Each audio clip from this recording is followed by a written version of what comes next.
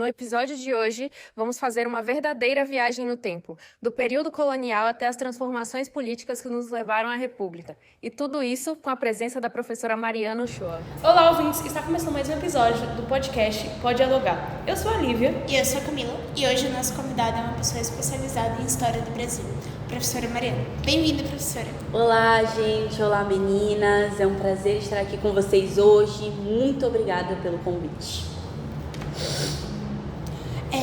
Para começar, professora, a gente queria perguntar em que período se desenvolveu o sistema colonial no Brasil? Bom, esse sistema ele se firma entre 1530 e 1815, com uma exploração de recursos naturais e especiarias. O principal objetivo dessa exploração foi enriquecer a metrópole, que no caso é Portugal. A exploração, claro, teve impacto direto na estrutura do Brasil, né? Exatamente, Lívia. Bom, a economia, a sociedade e a política colonial foram todas moldadas por esse modelo. A economia, por exemplo, era agroexportadora, voltada para exclusivamente o mercado externo. E dentro desse modelo agroexportador, quais eram as principais características? Bom, primeiro, a mão de obra escrava, isso é óbvio. No início se utilizava muito o trabalho indígena, mas com o tempo predominou a escravização de africanos trazidos à força para aqui, por meio do tráfico negreiro, que aliás era altamente lucrativo para a época, para a coroa portuguesa e para os comerciantes também. Desculpa, E a produção era tipo assim, de um único produto? Isso mesmo, a monocultura e o latifúndio eram a base. Grandes propriedades rurais produziam. Por exemplo, cana-de-açúcar, que foi entre o século XVI e o século XVII, e depois o ouro e o diamante no século XVIII. Então tudo era produzido voltado exclusivamente para exportação?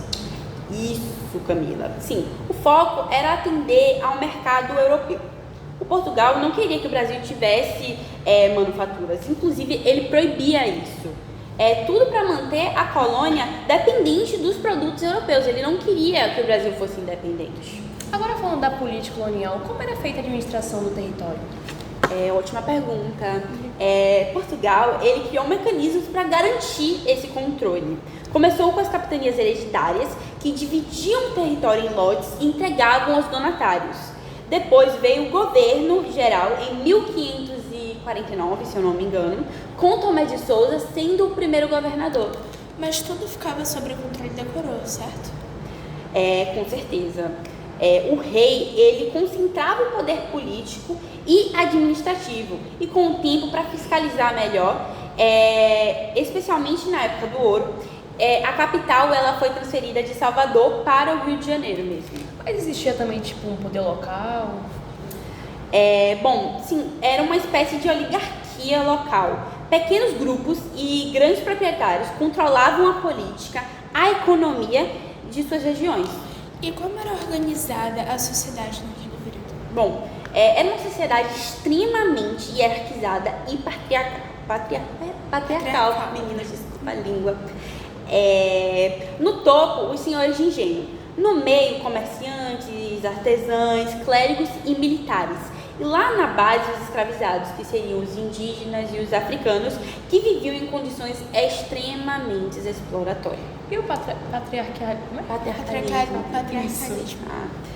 Bom, ele era muito forte.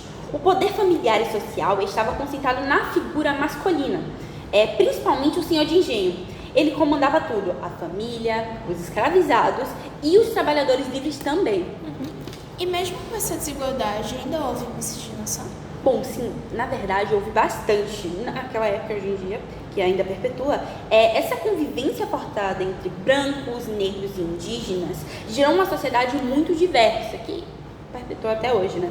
Mas profundas raízes de discriminação foram evidentes até os dias atuais também. E qual era o papel da Igreja Católica nesse cenário? Bom, a Igreja Católica era fundamental, Lívia. Ela controlava a educação, a moral e influenciava fortemente o comportamento da sociedade. Sim. Tá bom. Então, vamos avançar um pouco tempo. Vamos falar sobre a República? Professora, o que se caracteriza uma República? Bom, meninas, a república, ela é uma forma de governo em que o chefe de Estado é escolhido pelo povo com um mandato limitado. A base do poder é a legalidade, a representação e a responsabilidade pública que essa pessoa vai ter. O Brasil é uma república federativa, né? O que isso significa? Isso, basicamente, significa que o poder ele é descentralizado, ou seja, União, estados e municípios têm autonomia política e administrativa. Essa organização está garantida na Constituição de 1988, logo no artigo 1º. E a República Unitária, como ela funciona? Boa pergunta, Camila. Basicamente, nela, o poder é centralizado no governo nacional. As divisões internas, como províncias ou departamentos, não têm autonomia plena. Exemplos são, Portugal, França. E para fechar, vamos falar de império e período regencial. Como funcionou isso? Bom, o primeiro reinado, ele começou em 1822, com a independência do Brasil e do governo de Dom Pedro I. Foi um período autoritário, com crises políticas e revoltas, como a Confederação do Equador. Em 1831, ele abdicou do trono. E aí começa o período regencial? Sim, exato. Bom, como Dom Pedro II, ele era menor de idade, o Brasil foi governado por regentes. Foi uma fase conturbadíssima, com muitas revoltas, como a cabanagem, balaiada e a farroupilha. E disputas entre liberais e conservadores da época. E o que foi o golpe da maioridade? Ah, bom, excelente pergunta. Os meus alunos me fazem muito. Foi a antecipação da maioridade de Dom Pedro II, que ocorreu em 1840. Ele tinha apenas 14 anos na época e a ideia era estabilizar o país com a figura de um imperador.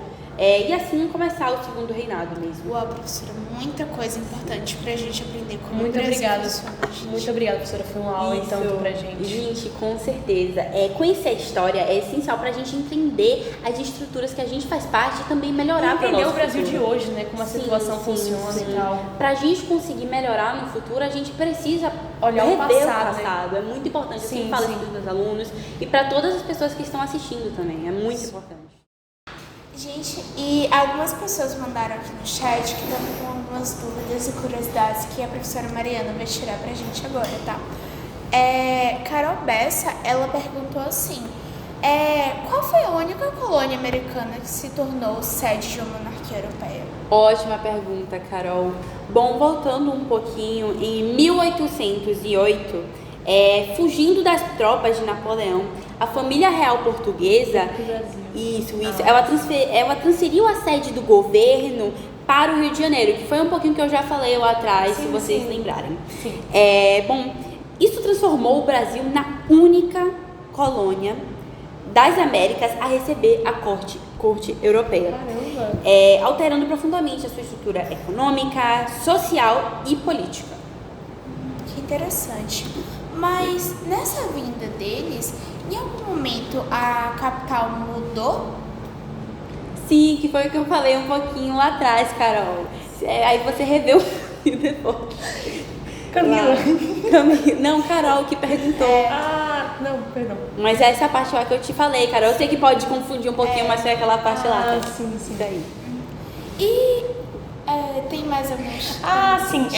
Então, Enzo Cordeiro perguntou aqui no chat como ele poderia aprender mais sobre a história do Brasil em casa, né? Sim. E eu queria deixar aqui de recomendação, um amigo nosso postou um vídeo excelentíssimo sobre a história do Brasil antes de 1500, né? Com a colonização brasileira.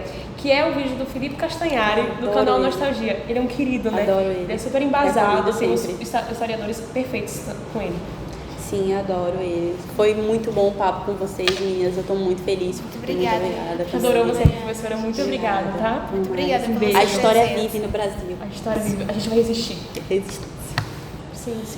Tá, pra finalizar, eu quero agradecer a você que nos ouviu até agora e obrigada pela companhia. Até o próximo episódio de Pode Aula. Tchau! Tchau, gente. Muito obrigada.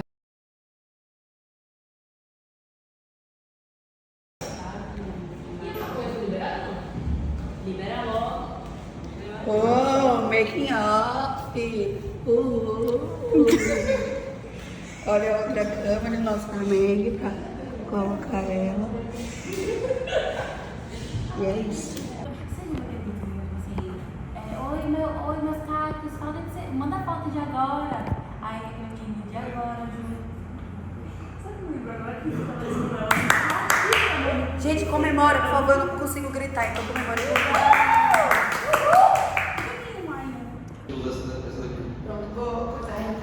Quer falar, tipo, brincando, tipo assim, Enzo Cordeiro perguntou aqui no chat. Pode falar. Fala meu nome, dia, negócio do Mel também. Enzo Cordeiro perguntou aqui, como ele pode Tem estudar? mais de 2 minutos, então vocês podem esses 2 minutos que tá falando, tipo, vai precisar até os nomes No da caso, carreira de vocês. mínimo 2 minutos. Né? É, mínimo 2 minutos. Pronto, vou gravar aqui. Fica, mano, fica. Babu! Assim, gente, eu queria recomendar pra vocês um vídeo que não fala só sobre a história judicial do Brasil, mas como a história do Brasil num todo, que é o vídeo do Felipe Castanhari, do canal Nostalgia. Faz. Pausar essa gravação. Eu vou botar no Babu. Eu vou botar no Babu hoje. Bom, Thiago, meu Babu hoje é no Babu. Bom, hoje foi difícil essa escolha, mas Babu. Pronto, gente, pode começar. Então, Oi, gente, já terminamos as gravações e estamos indo chamar o tio para fechar a sala e a gente já devolveu o tripé também. E é isso. Esperem muito, mas não tanto. Existem 3 tipos principais de golpe, que é o golpe de Estado, que ele é feito ali por militares ou elites, que derruba o governo à força ou por pressão.